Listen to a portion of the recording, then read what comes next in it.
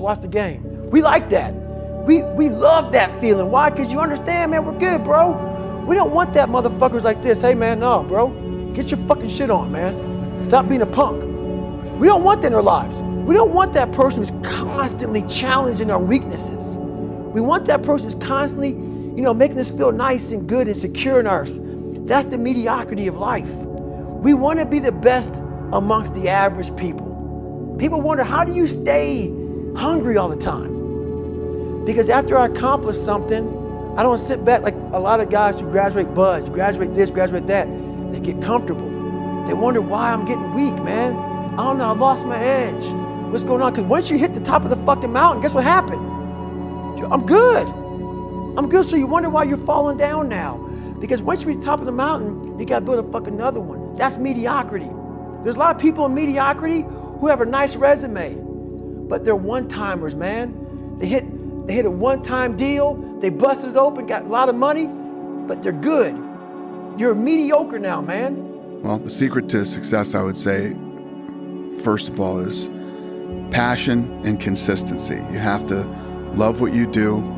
You have to get up every day. And I get here every day at 9:30 in the morning.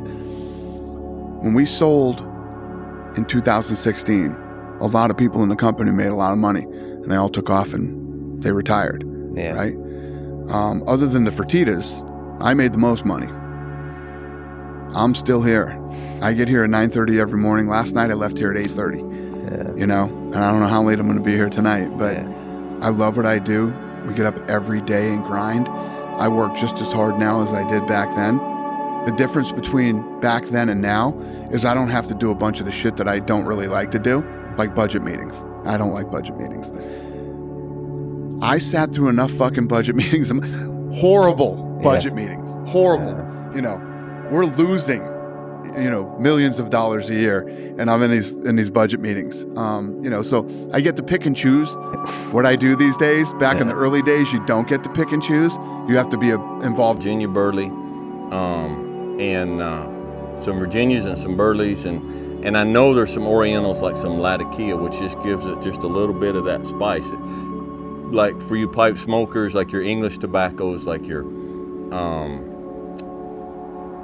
Peterson morning blend or something like that. It's got some of that Oriental just back there, but it's still a cigar.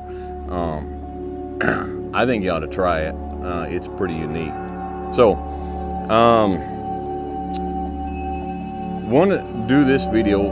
There's been a cajillion comments on the channel, and I'm positive across the line. And there's a lot of young people on there that are getting on and commenting, and they're just lost. Core enough about it, man. Whatever that, you know what I mean? It's like, oh, you're not taking it seriously. You're actually putting me down, and just because you're saying you don't feel victimized, and you laugh at this situation, you're telling me you're making fun of me being a victim. And I'm like, no. I'm trying to deal, because especially when we talk about if it's inevitable too. I laugh a lot quicker when I know I'm in an inevitable pickle. I have no other resource to get out of it that I know of. So I'm gonna start giggling a little quicker, so I keep my eyes open and figure my way. Maybe because sometimes the hard work and the endurance and the elbow grease, the work harder we were talking about, that hustle is not the way out. There are expectations of life onto me and say, I wouldn't live my life that way. You're always working, you're always doing these things. But it's like, I'm actually always spending my time in pursuit, because in pursuit is my button for enjoyment. I love this as a side note. But one of the things that really motivates me, or one of my most powerful motivational frames, is thinking about the person that I want to become as the destination. And thinking like, I want to be bulletproof. I want to be bulletproof in these ways. I want to be bulletproof in my marriage. I want to be bulletproof in my business, etc. And I think about that man, whoever I want him to be. Like we said, hell is when you look at who you could have been and realize that you're not that person. And then I think, if I were to make that man, what would I put that man through to make him who he is?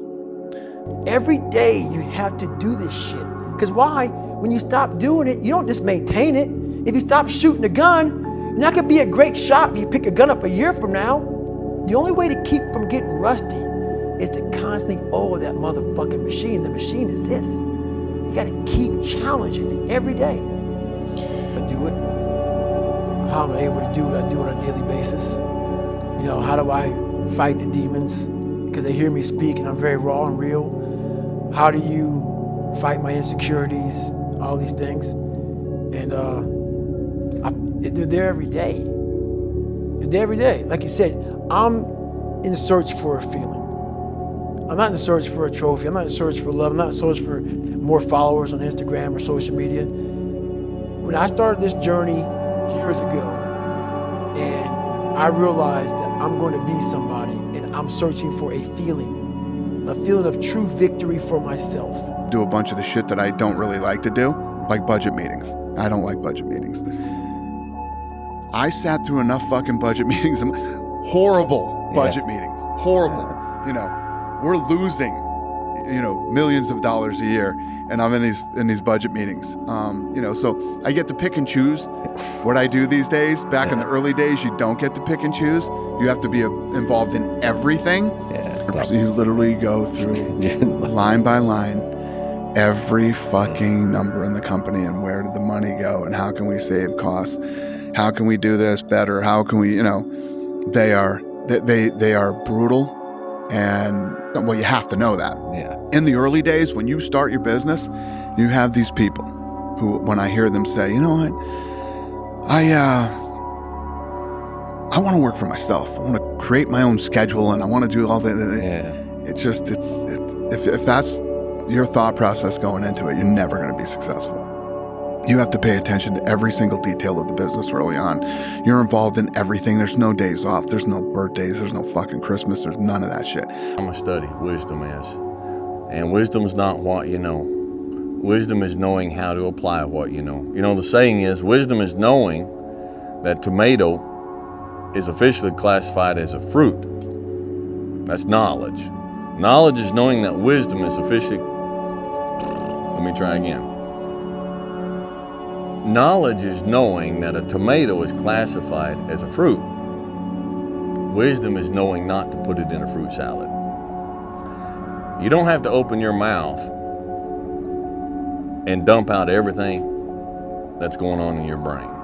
He goes, say, man, he goes, you think, you know, Wooderson's been with the typical hot chicks in school, the cheerleaders and stuff. I'm like, yeah. He goes, you think Wooderson would be interested in the redheaded intellectual? And I'm like, yeah, man, Wooderson loves all types of chicks. And he goes, well, listen, the actress Marissa Ribisi is over here in her car.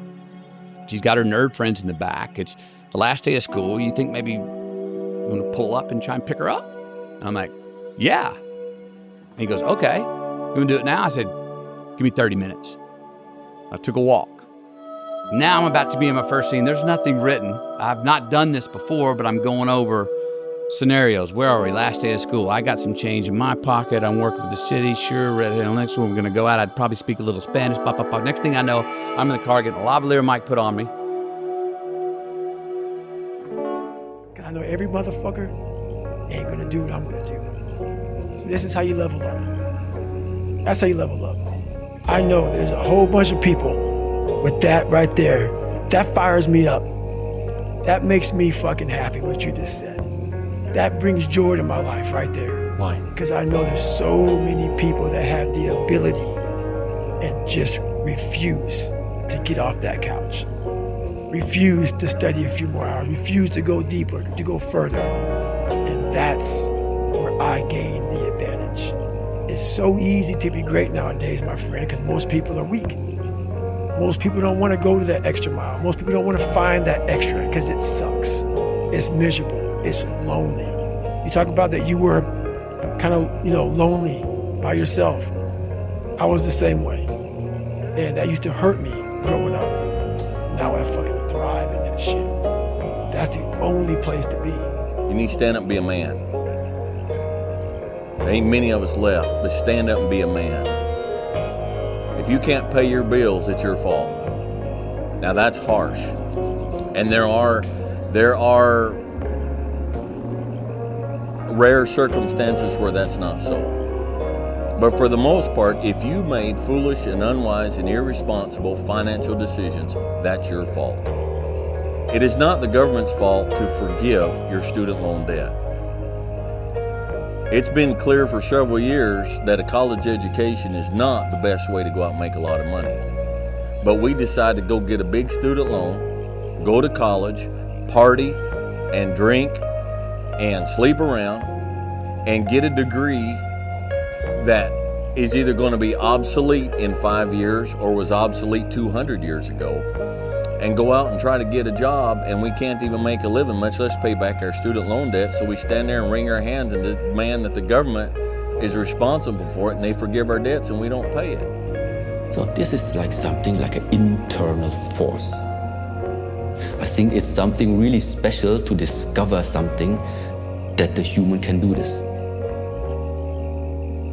You must take your life into your hands. This is how also then I just started shifting. Meaning I didn't regard suffering as something bad anymore that I don't want to have, let's say. Yeah. Meanwhile, it is like suffering comes because either I was not properly prepared enough, because I'm still missing something, I'm still missing a hint, whatever, but it is the chance for me to discover something more about me. And this is actually what always has motivated me. That is not going to get boring when you take it as a life challenge, as a life purpose. Find a way to end the suffering. If you need a life purpose, that's the one. So of course, I am interested to know how can I make the period shorter of the suffering. Not to do bad things or stupid things. You know, all those things are beneficial in some way if you can get through them. You know, if you like did something that resulted in someone's death or something horrible like that, yeah, it'd be a terrible regret. But I've been very fortunate that hasn't happened. But the dumb shit that I've done or the bad mistakes that I've made, they've taught me. You know, you learn. Like, that's why failure is so important. Like failing and fucking up and making mistakes. Very important. That's how you learn. That's how the bad feeling that you get from something that you shouldn't have done or wish you didn't do or wish you did better. Like especially failing at something where you half-assed it and you just feel like a fucking loser. Like that just teaches you. It teaches you to get your shit together. Well, you have such a good ability to learn from those things. Some people, I think, kind of it's just like it gets repetitive for some people. That's dangerous. Yeah, it's dangerous to dwell on past mistakes, because people sort of define themselves by the worst moments that they've ever had. And if that's the case, like some people are stuck in high school. Then the question is, how do you restore that without reverting to the naivety, which you can't do anyways without blinding yourself once you've been bitten?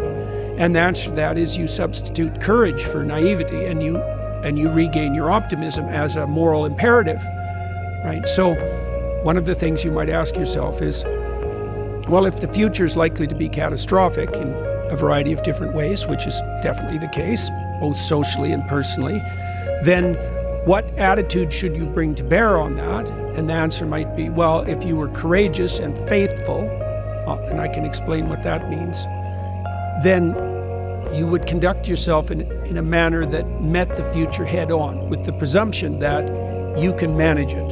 And this is the presumption we should bring to bear politically. Now, the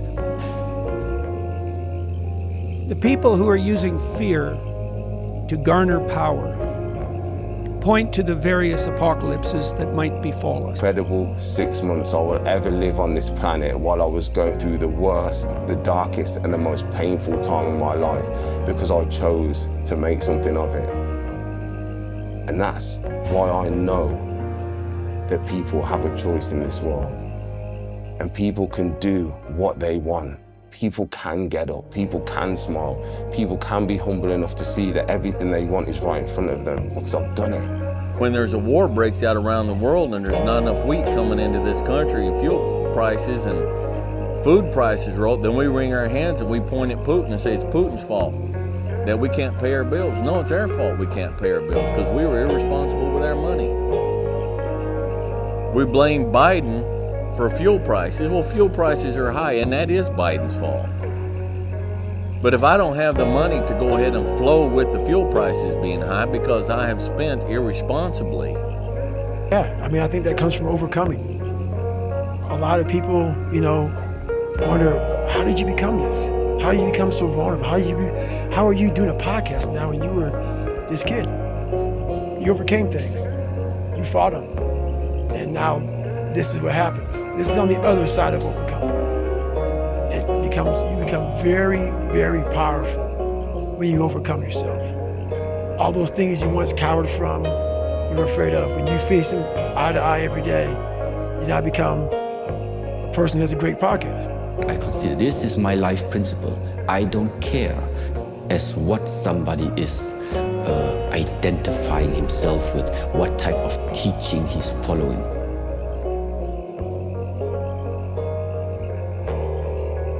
People come here, sometimes they're afraid the training is too hard, okay?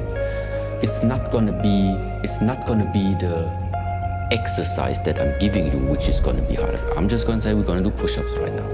There was a line of social psychology that pursued that argument for quite a while, that made the argument that people had to have positive illusions about the future, and that was the fundamental way that people staved off despair and bolstered their self-esteem. But I don't think